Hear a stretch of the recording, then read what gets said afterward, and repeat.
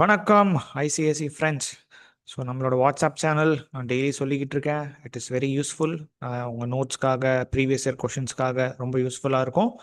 So if you want to join, the link is in description. இந்த குரூப்பில் test, doubt solving updates, study tips எல்லாமே share பண்ணிகிட்டு இருக்கோம். எல்லா சப்ஜெக்ட்டுக்கும் ப்ளீஸ் டு ஜாயின்.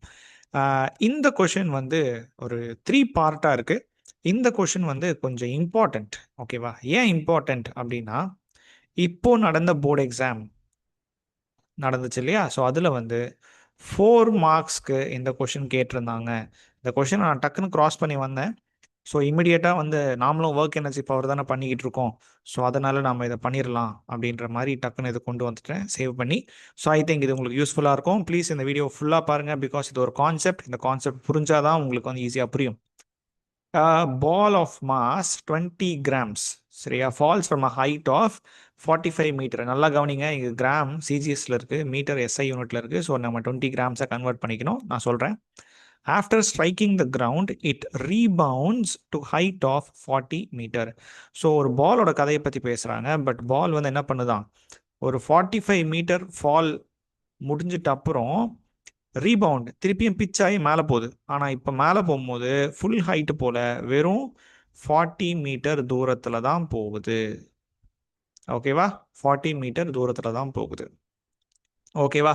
சரியா? ஸோ அதுதான் பால் ஆஃப் மாஸ் 20 கிராம்ஸ். ஓகேவா? நம்மளுக்கே தெரியும்ல, ஒரு பால் நம்ம பிச் பண்ணுறோம், சும்மா ஃப்ரீயாக போடுறோம் அப்படின்னா அது திருப்பியும் சேம் ஹைட்டுக்கு வராது. நாம் எதாவது எக்ஸ்ட்ரா ஃபோர்ஸ் கொடுத்து கீழே புஷ் பண்ணோன்னா தான் அது சேம் ஹைட்டுக்கு வரும், இல்லை அதுக்கு மேலே போகும். சரியா? நம்ம சும்மா ட்ராப் பண்ணுறோம் அப்படின்னா சேம் ஹைட்டுக்கு வராது. ஸோ அந்த தியரி தான் இங்கே நம்ம யூஸ் பண்ணியிருக்காங்க. ஸோ ஃபஸ்ட்டு நம்ம மாஸை வந்து கேஜியாக மாற்றிக்கலாம். சரியா? ஸோ மாஸ் வந்து எவ்வளோ? 20 கிராம்ஸ். கரெக்டாக? ஸோ 20 டிவைடட் பை நம்ம 1000 போட்டுக்கலாமா? 1000 போட்டால் அது வந்து கிலோகிராமாக மாறிடும். ஸோ 0.02 கேஜி வச்சு தான் நீங்கள் பண்ண போகிறீங்க. So initial kinetic energy, initial potential energy. So first height என்ன? இனிஷியலாக எந்த ஹைட்லேருந்து ட்ராப் பண்ணப்படுது? 45 மீட்டர். ஜி வேல்யூ நாமளும் எடுத்துக்கலாம், கொஷனில் கொடுத்துருந்தாங்க, நான் பிரிண்ட் பண்ணல. But G value is 10 metre per second square. Okay. So எல்லாருக்குமே பொட்டன்ஷியல் எனர்ஜி ஃபார்முலா தெரியும், அதை நான் சொல்ல வேண்டிய அவசியம் இல்லை. பிகாஸ் அதிலே நம்ம நிறைய சம் சால்வ் பண்ணியிருக்கோம். ஸோ பிஇ அப்படின்றது ஒன்றும் கிடையாது, mgh. கரெக்டாக?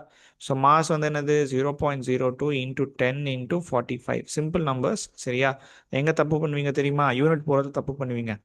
சரியா? Potential energy is measured in what? Energy is measured in joules. ஓகேவா?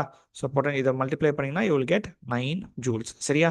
So the initial potential energy of the ball, அதாவது இப்போ 45 இன்னும் விழலை பால், இப்போ 45 மீட்டர் ஹைட்டில் ரெஸ்ட்டில் இருக்கும் போது வாட் இஸ் த எனர்ஜின்னு கேட்டிருக்காங்க. Which is nothing but 9 joules of energy அப்படின்றதுல இருக்குது. சரியா? Stage number 2. இப்போ நெக்ஸ்ட் கொஸ்டின் போகலாம். Subpart number 2. the speed at which it hits the ground. சரியா? So speed at which it hits the கிரவுண்ட்னா என்ன அர்த்தம்? அதாவது பால் மூவ் ஆக ஆரம்பிச்சிருச்சு, அதை நான் ரிலீஸ் பண்ணியாச்சு அப்படின்னா என்ன அர்த்தம்? அது எல்லாமே வந்து இருக்கிற பொட்டென்ஷியல் எல்லாமே வந்து கைனட்டிக் எனர்ஜியாக மாறினா தானே நம்ம ஸ்பீடாக போய் கீழே இடிக்கும். ஆமாவா இல்லையா? சரியா? ஸோ கைனட்டிக் எனர்ஜி ஃபார்முலா என்ன? கைனட்டிக் எனர்ஜி ஃபார்முலா வந்து ½ mv². ஓகேவா? பட் இங்கே ஒரு விஷயம் கவனிச்சிங்க அப்படின்னா, நம்மளுக்கு கைனட்டிக் எனர்ஜியை கண்டுபிடிக்கிறதுக்கு we need both mass and velocity. கரெக்டாக? மாஸும் வேணும், வெலாசிட்டியும் வேணும். பட் நம்மக்கிட்ட மாஸ் மட்டும்தான் இருக்குது, அதாவது 0.02ன்ற வேல்யூ மட்டும் தான் இருக்குது.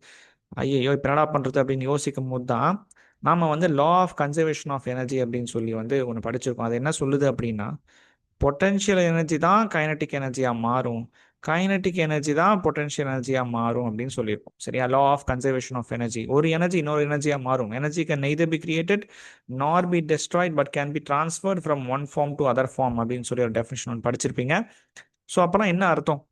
ஆல்ரெடி அந்த பால் 45 மீட்டரில் இருக்கும் போது ஒரு பொட்டென்ஷியல் எனர்ஜி ஒன்று வச்சிருந்துச்சுல்ல, அதுதான் கம்ப்ளீட்டாக இப்போ என்னவா மாறப்போகுது? கைனட்டிக் எனர்ஜியாக மாறப்போகுது. சரியா? ஸோ அப்போ என் வெலாசிட்டியை கண்டுபிடிக்கிறதுக்கு நான் இதை தான் யூஸ் பண்ண போகிறேன். சரியா? பொட்டென்ஷியல் எனர்ஜி ஆல்ரெடி நம்ம என்ன பார்த்தோம்? 9 ஜூல்ஸ் பார்த்தோம். கரெக்டா? ஓகேவா? So 9 joules is nothing but potential energy. கரெக்டா? ஸோ பொட்டென்ஷியல் எனர்ஜி ஃபார்முலா என்ன? Mass into gravity into height is equal to ½ mv². இதுதானே? இதான் அந்த தியரி. சரியா? இருக்கிற பொட்டென்ஷியல் தான் கைனட்டிக் எனர்ஜியாக மாறி ஃபால் ஆகுது அப்படின்னு சொல்ல வராங்க. ஸோ m ரெண்டு பக்கம் இருக்கிறதுனால கேன்சல் பண்ணிடலாம். ஸோ நம்மளுக்கு பாக்கி என்ன இருக்குது? வி ஹாவ் 2 இந்த பக்கம் கொண்டு வந்துட்டு என்ன ஆகும்? 2gh is equal to v². அப்போ வெறும் v வந்து என்னது ரூட் ஆஃப் 2gh.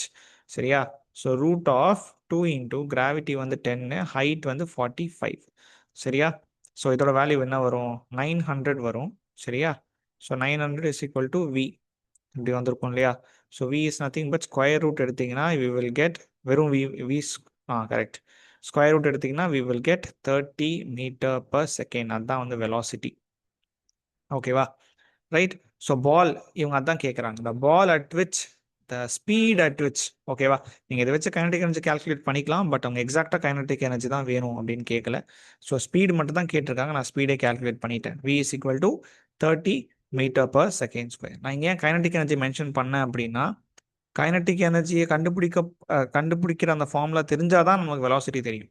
சரியா? பிகாஸ் v அதில் தான் வருது இல்லையா? சரியா? ஸோ அதனால் நம்ம வியை கைனடிக் எனர்ஜியை டச் பண்ணாமல் வியை கண்டுபிடிக்க முடியாது. ஸோ 30 மீட்டர் பர் செகண்டில் தான் அந்த பால் போய் ஹிட் ஆகுது. மேலேருந்து ட்ராப் பண்ணியிருக்காங்க 45 மீட்டர்லேருந்து. அது கீழே போகும்போது what is the speed it gained? 30 metre per second speed கிட்ட அது கெயின் பண்ணிடுச்சு. ஓகேவா? So now let's go for our third part. The loss in kinetic energy when ball strikes the ground. ஒரு விஷயம் நல்லா கவனிச்சிங்க அப்படின்னா, 45 மீட்டர் வந்து விழுந்திருக்கு. ஆனால் திருப்பி அது 40 மீட்டர்ஸ் தான் வந்து மேலே ஜம்ப் ஆகி பவுன்ஸ் ஆயிருக்கு. கரெக்டாக? அப்போ என்ன அர்த்தம்? ஏதோ ஒரு லாஸ் ஆஃப் எனர்ஜி நடந்திருக்கு. ஏன்னா லாஸ் ஆஃப் எனர்ஜி நடந்தால் தான் பால் வந்து கம்மி ஹைட் ட்ராவல் பண்ணும். இல்லாட்டி அது ஃபுல் ஹைட் ட்ராவல் பண்ணியிருக்கணும் இல்லையா? சரியா? So we know that case 1ல் பால் மேலேருந்து ட்ராப் பண்ணும்போது அது எவ்வளோ எனர்ஜியை தக்க வச்சுக்கிச்சு அப்படின்னா 9 ஜூல்ஸ் ஆஃப் எனர்ஜி. அதை நீங்கள் கைனடிக் எனர்ஜியாகவும் வச்சுக்கலாம், பொட்டன்ஷியல் எனர்ஜியாகவும் வச்சுக்கலாம். சரியா? பட் இப்போ அது வந்து என்ன ஆகுது? இப்போ 40 மீட்டர் ஹைட் போயிருக்கு. கரெக்டாக? கேஸ் 2 அதாவது இப்போ ரீபவுண்ட் ஆயிடுச்சு. கேஸ் 2 வந்து ரீபவுண்ட் ஆயிடுச்சு. சரியா? ஸோ இப்போ ரீபவுண்டில் வந்து என்ன ஆகுது? mg இப்போ செகண்ட் ஹைட்டில் போகுது. மாஸ் மாறாது, அதே 0.02 தான். கிராவிட்டியும் மாற போகிறது இல்லை. ஆனால் ஹைட்டு மட்டும் மாறிடுது. ஹைட் இஸ் நத்திங் பட் 40 தான் இப்போ. சரியா? ஸோ இதை கால்குலேட் பண்ணி பார்த்தீங்கன்னா உங்களுக்கு 8 ஜூல்ஸ் தான் வருது. கேஸ் 1ல் எவ்வளோ ஜூல்ஸ் இருந்துச்சு? 9 ஜூல்ஸ் இருந்துச்சு. இப்போ பிட்ச் ஆகும்போது என்ன ஆயிருக்கு? There is some loss in kinetic energy. So லாஸை வந்து நம்ம எப்படி கால்குலேட் பண்ணலாம்? So loss of kinetic energy is nothing but அந்த ஃபர்ஸ்ட் இம்பேக்டுக்கு முன்னாடி இருந்துச்சுல்ல, kinetic energy in case 1 minus kinetic energy in case 2. சரியா? இது ரெண்டுத்தையும் மைனஸ் பண்ணிங்கன்னா ஆன்சர் வந்துடும். So 9 joules minus 8 joules is equal to 1 joule. அது கிரவுண்டை ஸ்ட்ரைக் பண்ணும்போது ஏதோ ஒரு விஷயம், அந்த கிரவுண்டோட சர்ஃபேஸாக இருக்கலாம், கிராவிட்டியாக இருக்கலாம், ஃப்ரிக்ஷனாக இருக்கலாம், ஹீட் லாஸாக இருக்கலாம், ஏரில் இருக்க ஃப்ரிக்ஷனாக இருக்கலாம். அந்த மாதிரி ஏதோ ஒரு விஷயம் வந்து 1 ஜூல் ஆஃப் எனர்ஜியை வந்து நம்ம லூஸ் பண்ண வச்சிருக்கு. So this is the 3. So இதுதான் 3 மெத்தட்ஸ். இதுதான் ஃபர்ஸ்ட் சிம்பிளாக பொட்டன்ஷியல் எனர்ஜி கேட்டிருக்காங்க. அதுக்கப்புறம் அது எப்படி கைனடிக் எனர்ஜியாக மாறி இருக்கு, என்ன ஸ்பீடில் ட்ராவல் பண்ணியிருக்குன்னு கேட்டிருக்காங்க. தேர்டில் அடிச்சுட்டு திருப்பி மேலே போகுது. அப்போ வந்து what is the loss in energy? First கேஸ்க்கும் செகண்ட் கேஸ்க்கும் உள்ள டிஃப்ரென்ஸ் இன் எனர்ஜி வந்து என்ன அப்படின்னு சொல்லி கேட்டிருக்காங்க. சரியா? So law of conservation topic படிக்காமல் உங்களுக்கு இது பண்ண வராது. ஆஸ் ஐ செட், இது வந்து உங்களுக்கு செக்ஷன் பியில் ஒரு 4 மார்க் கொஷினாக கேட்ட previous year question of physics paper 2026 கேட்டிருக்காங்க. சரியா? ஸோ அதனால் இந்த கொஷினை ஈஸியாக எடுத்துக்காதீங்க. இந்த லெவல் ஆஃப் டஃப்னஸில் தான் வரும். இது உங்களுக்கு ஈஸியாக இருந்தால் சூப்பர், டஃப்பாக இருந்துச்சுன்னா யூ நீட் டு ஸ்டடி மோர்ன்றதை புரிஞ்சுக்கோங்க. சரியா? ஸோ உங்களுக்கு இதே மாதிரி ப்ரீவியஸ் இயர் கொஷின்ஸ் வேணும் அப்படின்னா please do comment. And also மொமெண்டமோட ஃபார்முலா வந்து என்ன அப்படின்னு சொல்லி சாட்டில் கமெண்ட் பண்ணுங்கள். சரியா? உங்களுக்கு எவ்வளோ தெரியுதுன்னு பார்க்கலாம். So thank you. நாளை மீண்டும் சந்திப்போம்.